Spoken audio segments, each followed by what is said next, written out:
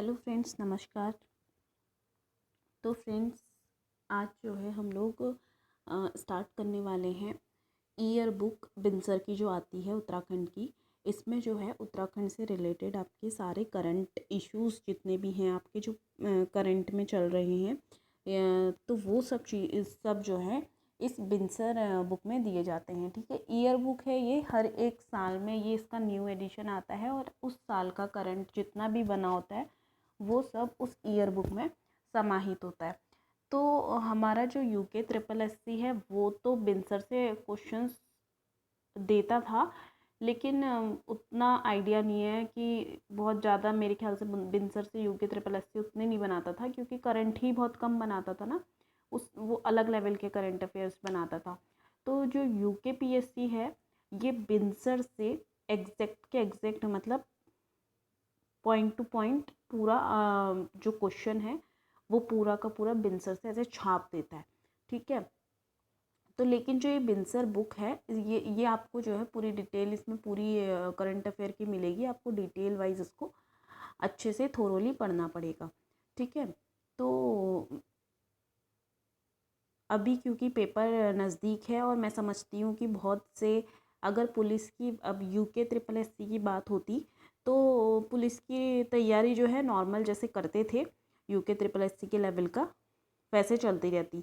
ठीक है, लेकिन अब यूके पीएससी पेपर बना रहा है तो पुलिस का पेपर जो है यूके पीएससी अच्छा ही पेपर बनाता है। ठीक है, बहुत अच्छे लेवल का पेपर बनाता है। अच्छे लेवल के पेपर से ये मतलब नहीं है कि बहुत ज़्यादा टफ पेपर बनाएगा। ठीक है, पेपर मॉडरेट ही होता है बस। अब यार जो नहीं पढ़ेगा उसको तो क्या टफ क्या सिंपल, है ना, लेकिन जो पढ़ने वाले बच्चे हैं वही बता सकते हैं कि टफ कैसा कैसा पेपर आया था। तो पेपर ठीक बनता है, बस यह है कि आपने कवर अच्छे से किया होना चाहिए। तो उत्तराखंड की जो करंट अफेयर है वो हम इस बिनसर की ईयर बुक से पढ़ने वाले हैं। 2021-22 की हमारे पास अवेलेबल है। देखिए 22-23 वाली तो अभी नहीं आई है, 2021 वाली हमारे पास है, क्योंकि जो ये बिनसर अपना एडिशन निकालता है ये साल के अंत में निकालता है। ठीक है, तो ये दिसंबर में आएगी और दिसंबर में जहाँ तक है पुलिस का एग्ज़ाम जो है हो चुका होगा इस बुक के आने तक, और या फिर नई बुक के आने तक पेपर तो एटलीस्ट बन ही जाएंगे। ठीक है, तो जो इस साल के करंट अफेयर है, तो इस साल जो भी खास बहुत इम्पोर्टेंट कुछ चीज़ अगर हुई है तो वो जो है आप लोग न्यूज़पेपर और सोशल मीडिया फॉलो कीजिए। उसके न्यूज़पेपर और सोशल मीडिया मतलब न्यूज़लेटर वगैरह ये सब चीज़ें आप फॉलो कीजिए। उसके अलावा प्रीवियस में बहुत सारी चीज़ें हुई हैं जो जानने के लिए अभी एग्ज़ाम के पर्पज़ से है, क्योंकि इस साल बहुत ज़्यादा एग्ज़ाम हुए नहीं हैं, तो जो एग्ज़ाम हुए हैं उनमें भी घोटाले हो गए हैं। तो इस बुक में जो है आपको ये देखिए, बुक बहुत अच्छी बनाई है। इसके जो पेजेस हैं वो भी बहुत अच्छे हैं। अगर आप ख़रीद सकते हैं तो इस बुक को ख़रीद लीजिए, वरना ये लेक्चर से आपका काम चल जाएगा। ठीक है, बहुत ज़्यादा ऐसे ज़रूरत नहीं है। हाँ, अगर आपको आगे की भी बहुत ज़्यादा तैयारी करनी है तो फिर आप लोग ख़रीदिए, मतलब वैसे तो आप मत ख़रीदिए, मैं इससे कंप्लीट करा लूँगी। आप लोग सीधे नई वाली बिनसर ख़रीदिएगा जो इस साल की आएगी। खाली दो बार पैसे आप अपने वेस्ट मत कीजिए। अभी आप इस लेक्चर से देख लीजिए, जो भी इम्पोर्टेंट होगा मैं बता दूँगी, और नई वाली जो बिनसर आएगी वो आप दिसंबर में ख़रीद लीजिएगा। ठीक है, आगे के एग्ज़ाम्स के लिए, क्योंकि वही फॉलो की जाएगी। तो बुक इसमें अच्छी बुक बनाई है। इसका फ्रंट पेपर में देखिए आप, ये सीडीएस जो हमारे जनरल विपिन रावत जी हैं इनकी फ़ोटो है। मतलब खास जो चीज़ें हुई है, वंदना कटारिया का आपने इस साल न्यूज़ में नाम सुना होगा। पवनदीप राजन जो उत्तराखंड से बिलोंग करते हैं, इनका भी आपने नाम सुना होगा। तो ये जो है इन्होंने बहुत अच्छा कवर पेपर दिया है। वंदना कटारिया जी देखिए, इन्हें अर्जुन पुरस्कार और तीलू रौतेली पुरस्कार जो कि उत्तराखंड का है इससे सम्मानित किया गया है। वंदना कटारिया को, हरिद्वार की ये रहने वाली हैं। हरिद्वार जनपद के रोशनाबाद निवासी वंदना कटारिया ने टोक्यो ओलंपिक में महिला हॉकी टीम के सदस्य के रूप में अपनी प्रतिमा का प्रदर्शन करके देश का नाम रोशन किया है। ठीक है, तो यहाँ पे आपको देखना है कि जो वंदना कटारिया हैं वो कहाँ बिलोंग करती हैं, तो हरिद्वार जनपद से बिलोंग करती हैं। उसके बाद इसमें सेकंड क्वेश्चन आपको देखने के लिए मिलेगा कि जो वंदना कटारिया हैं ये किस खेल से संबंधित है, तो आपको महिला हॉकी टीम से ये संबंधित हैं, ठीक है। ओलंपिक में महिला हॉकी टीम के ये सदस्य के रूप में इन्होंने अपना अच्छा प्रदर्शन किया था। स्वदेश वापस आने पर वंदना कटारिया का न सिर्फ हरिद्वार जनपद में बल्कि राजधानी देहरादून में भी इनका भव्य स्वागत किया गया था। उन्हें राज्य सरकार द्वारा तीलू रौतेली सम्मान भी दिया जा चुका है और 25 लाख रुपए नगद पुरस्कार से इन्हें सम्मानित किया गया। 14 नवंबर 2021 को राष्ट्रपति भवन नई दिल्ली में उन्हें राष्ट्रपति द्वारा अर्जुन पुरस्कार भी दिया गया, ठीक है। तो यहाँ पे आपको देखिए तीलू रौतेली पुरस्कार हो गया और अर्जुन पुरस्कार इन्हें दिया गया। ये 2 टर्म्स इम्पॉर्टेंट है वंदना कटारिया के विषय में। किस खेल से संबंधित है, तो हॉकी खेल से संबंधित है और कहाँ से बिलोंग करती है, उत्तराखंड की है तो हरिद्वार, ठीक है। ये 4 क्वेश्चन जो है आप वंदना कटारिया जी के विषय में देख लीजिए, नोट कर लीजिए। अगर जिसके पास बुक नहीं है, जिसके पास बुक है वो तो फिर हाईलाइट करके अपना पढ़ सकता है। उसके बाद हम देखते हैं कि जो जो घटनाएं इस वर्ष में बहुत सी मतलब जैसे देखिए जनरल विपिन रावत जी एक बहुत ही मतलब हमारे लिए एक खास व्यक्तित्व, हमारी सेना के लिए जिनकी मृत्यु हो गई इस ईयर में। और उसके अलावा आप देखिए हमारे 2 मुख्यमंत्री जो हैं बदले गए उत्तराखंड में। और आपदाएं जो कि बेमौसमी आपदा थी, कोई मौसम बारिश का ऐसे था नहीं और बहुत भयंकर आपदा जो है हमारे उत्तराखंड में आई इस साल। और कोविड-19 जो कोविड हमारा चला था उससे भी बहुत त्रासदी हमें देखने के लिए मिली। 18,000 करोड़ की योजना का लोकार्पण और शिलान्यास हुआ, ठीक है। आदि गुरु शंकराचार्य की मूर्ति का जो है केदारनाथ में अनावरण हुआ। तो ये सब चीज़ें हमें जो है देखने के लिए इस साल मिली थी, ठीक है, 2021 में। तो बेमौसमी आपदा की जो शुरुआत है ये नए वर्ष के दूसरे महीने में ही हो गई थी, जब चमोली जनपद के जोशीमठ क्षेत्र में बहने वाली ऋषि गंगा में 7 फरवरी को अचानक भयानक बाढ़ आ गई थी, ठीक है। तो आपको डेट यहाँ पे डेट याद करनी है। डेट कौन सी है जिस दिन आपदा आई थी, तो 7 फरवरी 2022, ठीक है।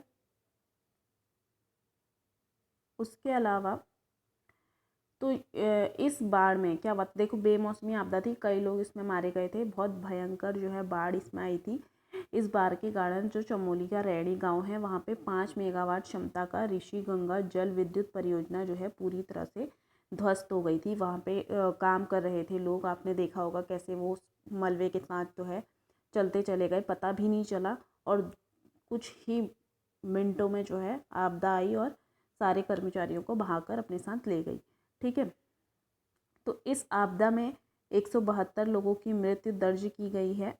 राज्य में 2013 की केदारनाथ आपदा के बाद ये दूसरी तबाही हमें उत्तराखंड में देखने के लिए मिलती है।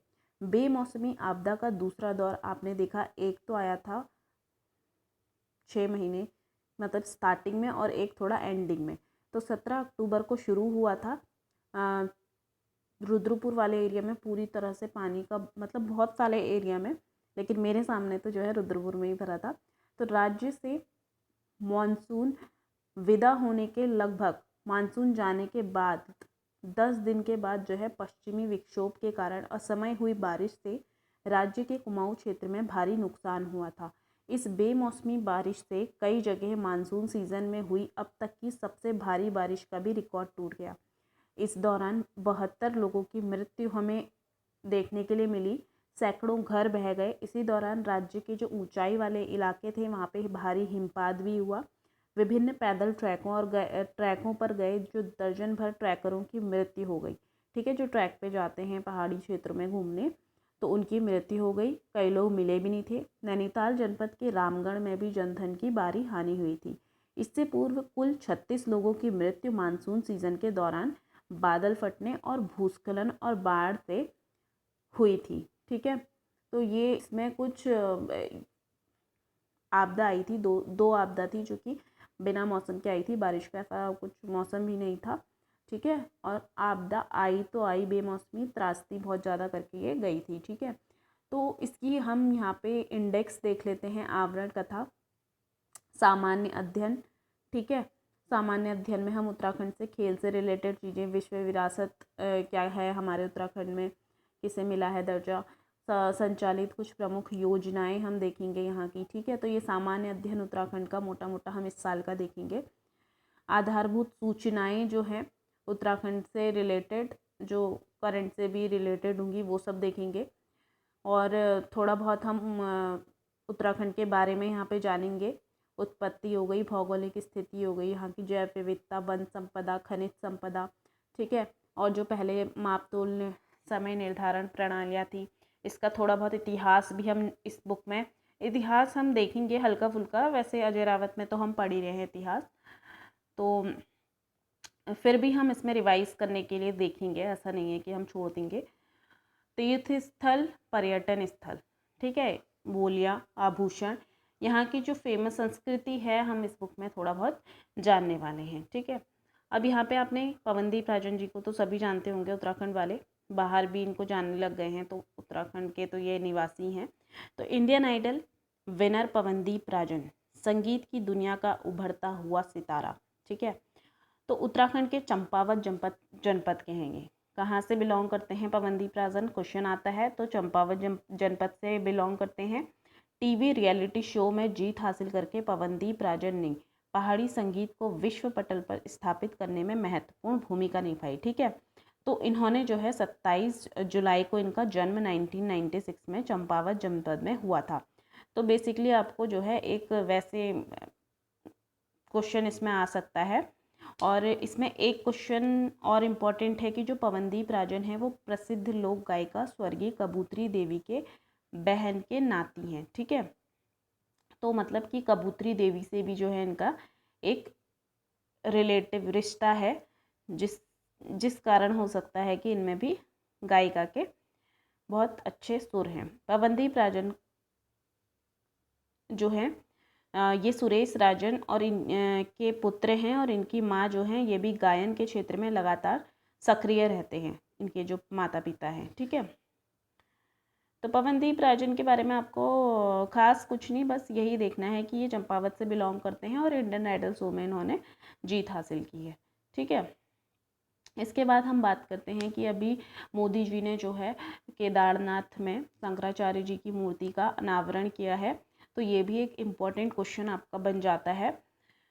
तो इस विषय में हम यहाँ पे देखेंगे कि जो 11वां ज्योतिर्लिंग केदारनाथ धाम है, वहाँ पर प्रधानमंत्री नरेंद्र मोदी ने गोवर्धन पूजा के पर्व पर, ठीक है, ये 2021 5 नवंबर 2021 को राष्ट्र को समर्पित किया है शंकराचार्य की मूर्ति को, जो मूर्ति बहुत ही भव्य है, ठीक है। तो केदारनाथ धाम में जो है इसके साथ ही शंकराचार्य जी की मूर्ति बनाने से एक और आकर्षण यहाँ पे जुड़ गया है पर्यटकों के लिए। मान्यता है कि आदि गुरु शंकराचार्य ने दिग्विजय यात्रा कर संपूर्ण राष्ट्र को जो है एक सूत्र में पिरोया था। आपको पता है कि हिंदू धर्म को जो है यहाँ पे ज़्यादा प्रचार प्रसार करने वाले कौन, आदि शंकराचार्य जी ही थे। तो चारों दिशाओं में 4 मठ स्थापित करने के बाद मात्र 32 वर्ष की आयु में जो है केदारनाथ धाम में इन्होंने समाधि ली थी आदि गुरु शंकराचार्य जी ने। देखिए अभी 32 साल तक तो हमारे उत्तराखंड वाले बेरोजगार ही हैं, सड़कों में भटक रहे हैं। तो 32 वर्ष की आयु में जो है इन्होंने समाधि ले ली थी, और जहाँ पर इन्होंने समाधि ली थी, मोक्ष प्राप्ति किया था, वो स्थान केदारनाथ में ही है, वहाँ उसके बगल में। तो जब हमारे वहाँ ये आपदा आई थी, केदारनाथ आपदा 16-17 जून 2013 में आई थी ना आपदा, ये क्वेश्चन अभी तक बनाया जाता है, क्वेश्चन ये 2013 वाली आपदा का क्वेश्चन अब तक जो है आ जाता है कभी कभी। तो 16-17 जून 2013 को आई थी, ठीक है, आपदा। तो वहाँ पर जो है उस आपदा में वो जो उनका समाधि स्थल था वो ध्वस्त हो गया था, जिस कारण जो है यहाँ पे नई मूर्ति की स्थापना की गई है। तो आदि गुरु शंकराचार्य की जो मूर्ति नई वाली स्थापित की गई है, नवीन प्रतिमा, तो ये 14 फीट, ठीक है, 14 फीट जो है इसकी ऊंचाई है, और 14 फीट में भी 12 फीट की सिर्फ मूर्ति है और 2 फीट जो है उसका आधार बनाया गया है। तो यह प्रतिमा ग्रेनाइट, जो काला पत्थर होता है ग्रेनाइट, उससे बनाई गई है। और इसको जो बनाने वाले हैं वो प्रसिद्ध मूर्तिकार हैं मैसूर के। ये क्वेश्चन नोट कर लीजिएगा कि जो केदारनाथ में आदिगुरु शंकराचार्य जी की मूर्ति बनी है उसको किसने बनाया है, तो मैसूर के प्रसिद्ध मूर्तिकार अरुण योगीराज और उनके सहयोगी ने। ठीक है, किसने बनाया है, अरुण योगीराज जी ने। करीब ये जो पत्थर था 120 टन का था, लेकिन जब इसको मूर्ति बनाने के लिए तराशा गया तो जो मूर्ति का वजन है वो केवल 35 टन रहा था। अरुण योगीराज और उनके सहयोगियों को इस प्रतिमा को बनाने में पूरे 9 महीने का समय लगा। इस समाधि स्थल को 30 मीटर गोलाकार आकृति में निर्मित किया गया है। ठीक है, जिसमें वहाँ पे प्रवेश के लिए 2 द्वार भी बनाए गए हैं। देखिए, ये है आदिगुरु शंकराचार्य की मूर्ति। देखिए, इनकी जो ये मुद्रा है इसमें बैठे हुए आदिगुरु शंकराचार्य जी हैं और इसको गोलाकार एक यहाँ पर से ये पूरा गोलाकार एक परिवेश है, इसमें इसको बनाया गया है। ये देखिए ऐसे करके सर्कल आ रहा है। ठीक है, और यहाँ पे आपके मोदी जी बैठे हैं और यहाँ पे एक प्रवेश द्वार है। ठीक है, तो इस तरीके से वहाँ पे बनाया गया है। भव्य प्रतिमा है, बहुत सुंदर दिखती है। ठीक है, आप सर्च करके देख लीजिएगा। उसके बाद इस वर्ष जो है जो ये पद्म पुरस्कार हैं वो किन किन को मिले हैं ये हम देख लेते हैं। देखिए, आपके रामनाथ कोविंद जी हैं जिन्होंने डॉक्टर अनिल जोशी को पद्म भूषण अलंकरण से सम्मानित किया है। ठीक है, तो ये हमारे डॉक्टर अनिल जोशी जी हैं जिनको पद्म भूषण दिया है राष्ट्रपति जी ने। उसके बाद हम देखते हैं राष्ट्रपति श्री रामनाथ कोविंद जी ने किसको दिया है। ये देखिए, ये मैती जी नाम से जो जाने जाते हैं, कल्याण सिंह रावत, नाम सुना होगा आपने कल्याण सिंह रावत जी का। तो उनको भी जो है पद्मश्री, इनको पद्मश्री मिला है। ठीक है, कल्याण सिंह रावत जी को पद्मश्री मिला है और जो डॉक्टर अनिल जोशी जी थे उनको पद्म भूषण मिला था।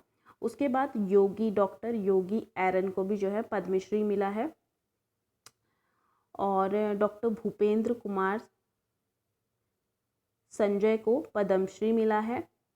प्रेमचंद शर्मा को भी जो है पद्मश्री अवार्ड मिला है। ठीक है, तो ये जो है पद्मश्री वाले हैं, जो पद्म भूषण वाले हैं वो हैं आपके डॉक्टर अनिल जोशी जी। ठीक है, तो आज हमने जो है इंट्रो ले रहे हैं। आज उतना खास कुछ ऐसे है नहीं, आज बस हम इंट्रो ले रहे थे इस बुक का। तो आई होप आपको ये बुक पसंद आएगी। बाकी जो जानकारी है मैंने इस बुक के बारे में आपको दे दी है। वैसे आप मेरे हिसाब से तो आप मत खरीदिए, लेकिन अगर आपको ख़रीदनी है तो आप ख़रीद सकते हैं, मैं मना नहीं करूँगी। वैसे बेहतरी ये होगी कि आप अभी जो है वीडियोस से देख लीजिए और उसके बाद जो न्यू बुक आएगी 2 महीने बाद आप उसको लीजिएगा, क्योंकि वो आपके नेक्स्ट ईयर तक काम आएगी। ठीक है, इस बुक का जो प्राइस है वो कुछ लिखा तो है नहीं यहाँ पे, वरना मैं आपको इसका प्राइस भी बता देती। फिर आप डिसाइड कर लेते कि आपको न्यू वाली लेनी है डायरेक्ट कि यही वाली लेनी है। ठीक है, तो इसमें कुछ ऐसे प्राइस लिखा नहीं है और मैं तो भूल चुकी हूँ इसका प्राइस। इसमें लिखा है 260 रुपये और हो सकता है नई वाली जो बुक है उसके प्राइस इससे ज़्यादा हों, क्योंकि इस बुक से क्वेश्चन इस बार बहुत सारे बने थे। ठीक है, तो वो तो खैर आप डिसाइड करेंगे। आई होप आपको बुक का इंट्रो अच्छा लगा होगा। अच्छा लगा तो चैनल को सब्सक्राइब कर दीजिए, शेयर कर दीजिए, लाइक कर दीजिए। और इसके बाद जो है हम नेक्स्ट अब इसको कंटिन्यू करेंगे बिनसर को। इसमें बहुत कुछ इंपॉर्टेंट क्वेश्चन जो करंट अफेयर के बनेंगे, वो मतलब कुछ इंपॉर्टेंट बातें, ऐसा तो नहीं है कि घिसी-पिटी हर तरह की करंट अफेयर अब वो डाल देगा, क्योंकि इस साल की जो नई करंट अफेयर जो इम्पोर्टेंट होगी वो आएगी पेपर में। ठीक है, और इस साल ऐसे कुछ तो घटित हुआ नहीं है, जो योजनाएं हैं वो ही सब इम्पॉर्टेंट रहेंगी। ठीक है, बाकी जो टर्म्स है वो तो आपको पढ़नी ही पढ़नी है और बहुत कुछ इंपॉर्टेंट इस बुक में है जो आने वाला है। ठीक है, तो बने रहिए मेरे साथ बिनसर उत्तराखंड ईयर बुक में। चैनल को सब्सक्राइब कर दीजिए और प्लीज़ कमेंट्स कर दीजिए यार गाइस, कमेंट्स नहीं कर रहे हैं आप लोग, कमेंट कीजिए। Thank you for watching.